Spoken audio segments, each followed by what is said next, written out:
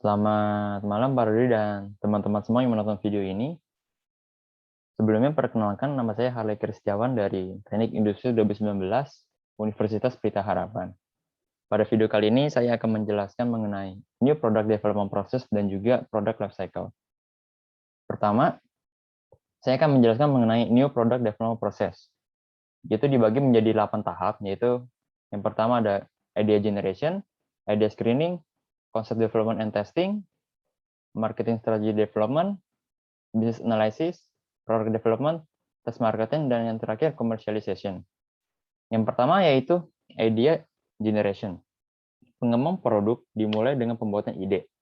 Perencanaan sistematis untuk ide produk suatu yang baru. Sebuah perusahaan biasanya menghasilkan beberapa ide, yang dimana untuk menemukan beberapa ide yang bagus. Sumber utama ide biasa berasal dari sumber-sumber yang dari internal maupun juga eksternal, seperti pelanggan, kompetitor, distributor, pemasok, dan juga lain-lainnya. Contoh perusahaan yang saya ambil yaitu knalpot lokal, yaitu Anon Product Exhaust. Perusahaan yang bergerak di bidang knalpot otomotif ini sudah menjadi salah satu brand yang baik di produk-produk lokal. Tentunya mereka dalam pembuatan jenis varian knalpot tidak hanya dari satu atau beberapa ide saja yang dikemukakan, melainkan banyak ide yang ada untuk penentuan desain yang menarik, desain yang bagus, dan juga estetik. Yaitu contohnya adalah model knalpot yang bernama Omicron Gen 1 ini. Omicron Gen 1 ini merupakan varian yang lama, yang dimana ide-ide dimodifikasi untuk menjadi Omicron Gen 2. Desain yang ada itu mirip sekilas dengan pesaingnya, yaitu dari pabrikan Italia yang bernama SC Project. Akan tetapi, hak cipta yang dimiliki, maka desain yang ada dimodifikasi sehingga menjadi produk yang berbeda. Lalu yang kedua adalah idea screening. Idea screening ini merupakan penyaringan ide yang membantu menemukan ide-ide bagus. Biaya pengembangan produk biasa meningkat pesat pada tahap ini, sehingga perusahaan ingin melakukan hanya dengan ide produk yang akan berubah menjadi produk yang sangat menguntungkan. Contohnya itu produk Anon produk ini, yaitu Anon produk pasti ingin meningkatkan permintaan yang ada untuk menambah keuntungan. Ide-ide yang ada disaring dan tersisa ide yang bagus, yaitu merealisasikan ide-ide mereka kepada model yang baru ini, yaitu Omicron Gen 2 ini.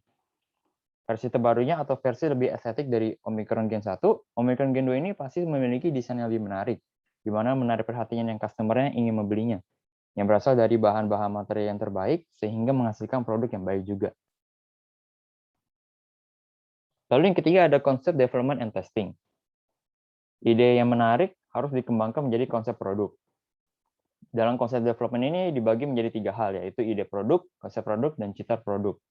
Ide produk ini adalah ide untuk produk yang mungkin ditawarkan kepada perusahaan kepada pasar.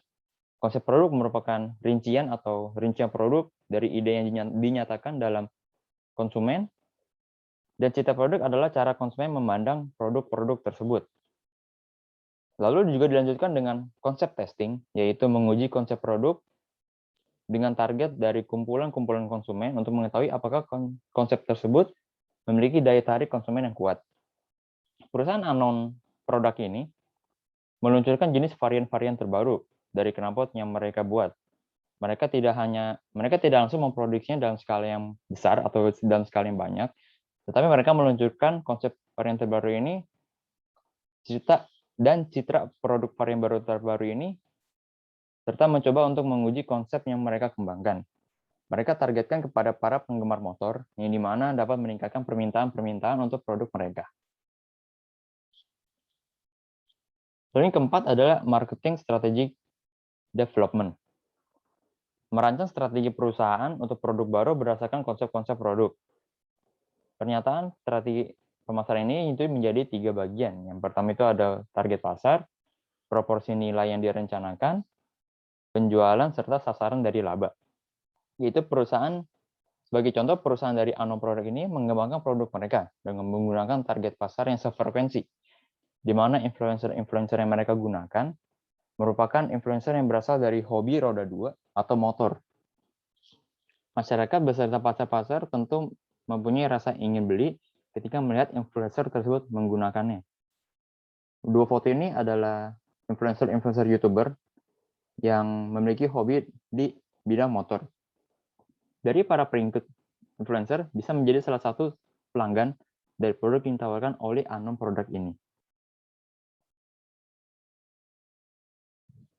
Lalu yang kelima adalah bisnis analisis.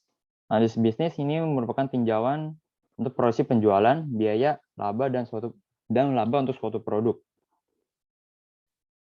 Produk dapat pindah ke tahap pengembangan produk untuk memperkirakan penjualan. Perusahaan dapat melihat riwayat penjualan yang sejenis dan melakukan survei-survei pasar. Kemudian dapat memperkirakan penjualan minimum dan maksimum untuk menilai kisaran risiko yang terjadi. Dan setelah ada yang perkiraan penjualan, manajemen dapat memperkirakan biaya dan keuntungan yang diharapkan untuk suatu produk. Lalu setelah itu yang keenam adalah product development. Banyak konsep produk baru. Produk mungkin hanya ada sebagai deskripsi kata, gambar, ataupun mungkin tiruan-tiruan kasar. Jika konsep produk lolos uji bisnis, ia akan bergerak kepada pengembangan produk. Mengembangkan konsep produk menjadi produk fisik untuk memastikan bahwa ide produk dapat diubah menjadi penawaran pasar yang dapat diterapkan. Contohnya itu adalah perusahaan unknown produk ini mengembangkan produk mereka, bukan hanya pada produk silencer knalpot, tetapi pengembangan produk dari header atau kepala knalpot.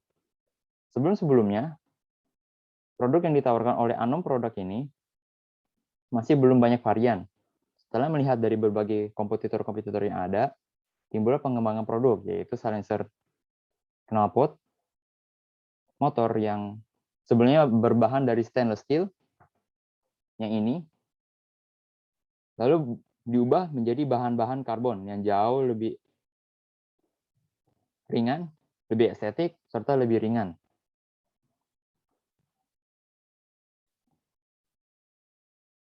Lalu juga ada kepala knalpot atau header, yang dari bahan stainless steel menjadi bahan titanium yang jauh lebih ringan, tetapi harga yang ditawarkan untuk kedua produk ini tentu akan lebih mahal, karena mereka menggunakan bahan yang dengan kualitas terbaik, sehingga harga dan kualitas harus disesuaikan.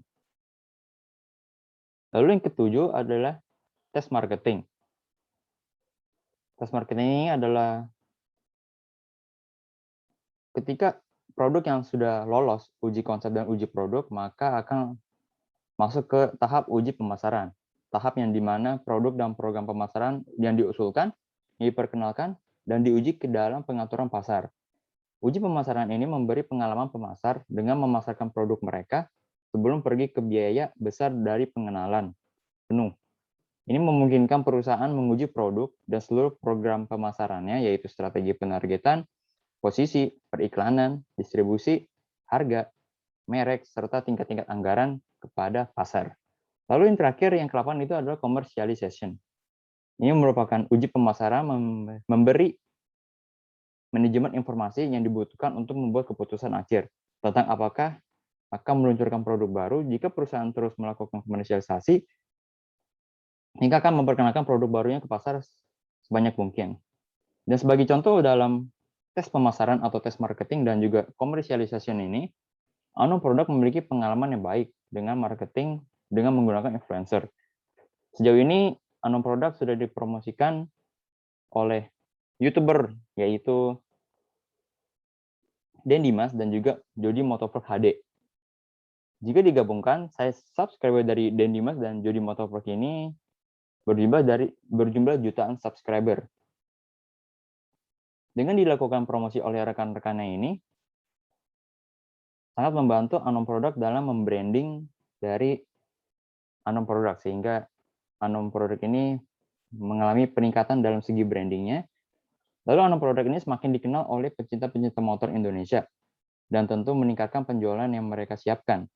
Dan kebanyakan kegiatan penjualan unknown ini juga dilakukan dari sosial media, yang tidak asing yaitu Instagram.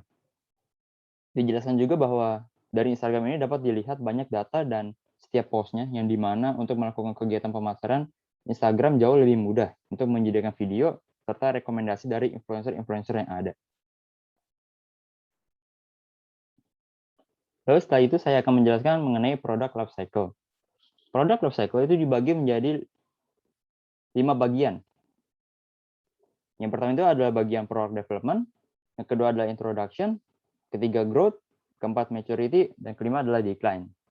Yang pertama adalah product development.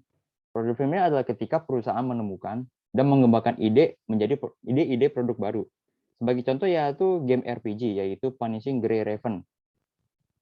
Game ini merupakan game yang baru-baru keluar, yaitu merupakan game yang sedang berkembang juga. Game RPG saat ini merupakan game handphone yang dimana sangat menarik perhatian bagi peminat game-game RPG ini. Lalu yang kedua adalah introduction. Tahapan di mana produk baru pertama kali didistribusikan dan tersedia untuk dibeli. Yaitu saya ambil produknya itu adalah masker. Masker ini merupakan produk yang sedang hype di dunia sekarang ini. Pendistribusian masker ini juga sangat tinggi, sehingga banyak sekali distributor yang menjualnya. Produk tersebut tersedia di mana saja.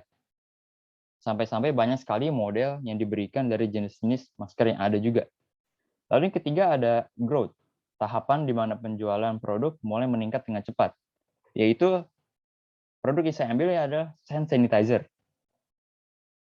Hand sanitizer ini merupakan produk yang sekarang ini sedang meningkat pesat. Di tengah pandemi COVID-19 ini, semua orang diwajibkan untuk memiliki hand sanitizer guna untuk membunuh virus yang ada serta sudah menjadi alat yang wajib. Kita dibawa kemana-mana, kita bawa ke restoran, kita bawa ke mall, kita bawa kemanapun kita pergi, kita harus membawa hand sanitizer ini karena penting untuk menjaga virus. Lalu yang keempat adalah maturity. Maturity merupakan tahapan di mana pertumbuhan penjualan produk melambat atau menurun. Produk yang saya ambil yaitu Oreo. Oreo ini sejak dulu menjadi brand yang sering muncul di iklan televisi. Saya pun sering melihatnya. Tapi akan tetapi sekarang ini perlahan pertumbuhan Oreo masih mulai menurun. Bahkan sudah jarang terlihat iklan yang membutuhkan brand Oreo ini. Sehingga banyak orang yang, apalagi anak-anak zaman sekarang yang kurang mengetahui makanan Oreo ini. Lalu yang terakhir adalah decline. Decline ini adalah tahapan di mana penjualan produk menurun, yaitu adalah Simfutang. Simfutang ini dulu menjadi brand yang terlaris, bahkan sampai ngantri sangat panjang, yaitu salah satunya adalah di Mall Jakarta, yaitu di Pomopuri. Antri sangat panjang, yang akan tetapi sekarang ketika dilihat stand-stand Simfutang yang ada di Jakarta maupun Tangerang, sudah menurun drastis. Antri tidak terlalu panjang, bahkan sedikit yang mengantri, yang dikarenakan banyak-banyak kompetitor yang mengeluarkan ide yang sama, yaitu dari boba itu sendiri. Dan sebagai referensi, ini merupakan referensi yang saya gunakan untuk membuat video ini. Dan sebagai penutup, mohon maaf jika ada kesalahan kata, saya ucapkan terima kasih.